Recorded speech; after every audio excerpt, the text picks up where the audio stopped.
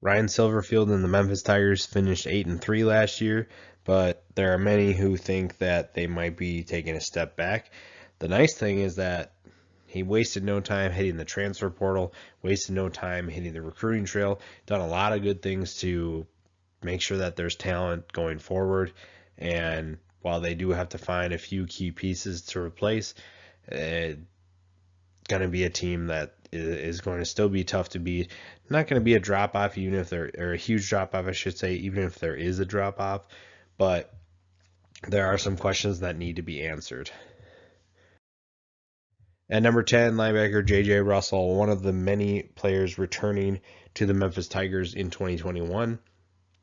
Now, I will say that experience doesn't guarantee success, but it's nice to have that experience. And J.J. Russell will be one of those leaders for the Memphis defense.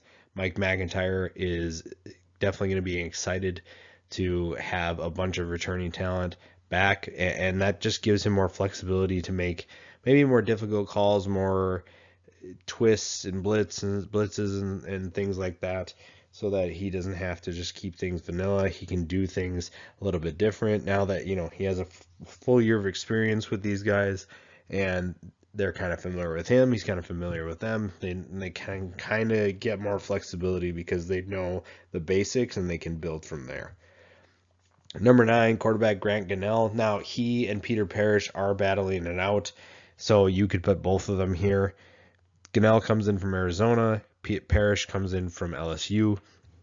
It'll be interesting to see which one of them wins it, because it's going to be two very different offenses if whichever one wins the job. So Gunnell is more of the pocket passer that can make plays with his arm.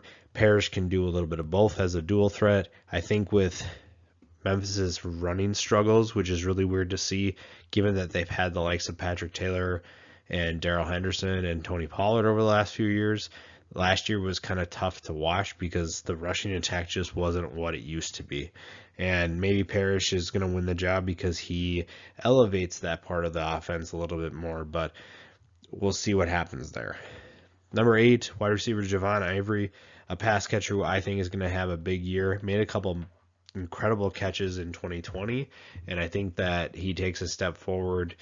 Calvin Austin was the guy that I thought a couple years ago was going to take a step forward because of some of the plays that he made. Even DeMonte Coxey, those are guys who you could see the talent before they became the guys that we knew.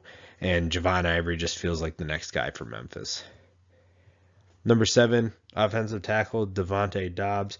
Michigan State transfer comes in, and with Obina Easy going to TCU, they need someone that's going to step up at tackle, especially to protect the new quarterback, and Dobbs could be that guy for them for sure.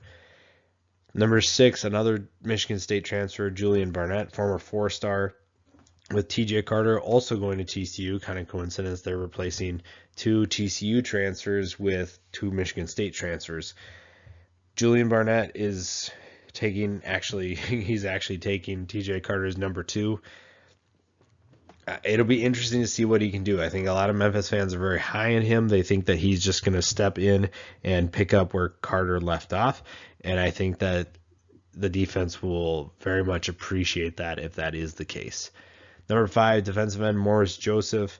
Honorable mention All AAC last year with 11.5 tackles for loss and 8 sacks. A guy who kind of had a big year and no one really saw it coming. So it's going to be tough because O'Brien Goodson is gone, Joseph Dorsey is gone, but Maurice Joseph is back, and there are players that are talented and have some experience behind them that can make sure that the losses of those 2 players don't affect that defensive line too much. Number 4, tight end Sean Dykes. If anyone could get frustrated with their career, it could have been Sean Dykes. He could have just given up. He could have just said, you know what, this isn't working for me. And sitting behind Joey Magnifico probably was frustrating for him because he probably thought he was better. But never once did we hear anything about him complaining, about him frustrated with his situation. He went to work, and then last year he had a chance to start, and the result was incredible. Honorable mention AAC 581 yards with 7 touchdowns, and I think that he can have an even bigger year this year, even with a new quarterback. Number 3, guard slash tackle, Dylan Parham. He's going to move back to guard this year, but last year they asked him to move out to tackle because they didn't have a ton of depth, and he did really well. I mean, he's 6'3", so he's a little bit undersized to play tackle, but man, did he compete. And that's something you really just love to see as a coach at the next level. If he does make it there, they're going to see that. They're going to see, hey, even though we're not going to put you at tackle, we know the mentality that we're getting from you. And that's something you won't see very many people talk about, but it's something that you have to discuss, because not a lot of players would have taken that sacrifice because they were worried about their future. Dylan Parham didn't blink twice. He just went out there and competed. Now, did he lose at times? Yes, he definitely did. There were definitely times where he got beat, but he never quit. He kept competing, and he actually really thrived as a tackle, for at least for the most part. Number 2, safety Quintin Johnson. First team All AAC last year, 81 tackles, 3 picks. If there's a guy who has All-American abilities on this team, on the defense, I should say, it's Quintin Johnson. And while there might be struggles on that side of the ball, Johnson is going to be at least one guy that they can rely on and is going to bring that consistency and elite play that they're expecting. And then number 1 is Calvin Austin. Absolute blazer, track speed. You're going to hear that a lot with him, but a guy who also has thrived as, you know, a route runner and has put the details to his work. If you haven't checked out my video on him, I did a film breakdown on him, so make sure you check that out. Just a guy who's going to make life miserable for anybody that he faces. There's not a single guy that he's going to be afraid of, and while he doesn't have size to win maybe a physical battle at the line of scrimmage, he's just so quick that it doesn't really matter.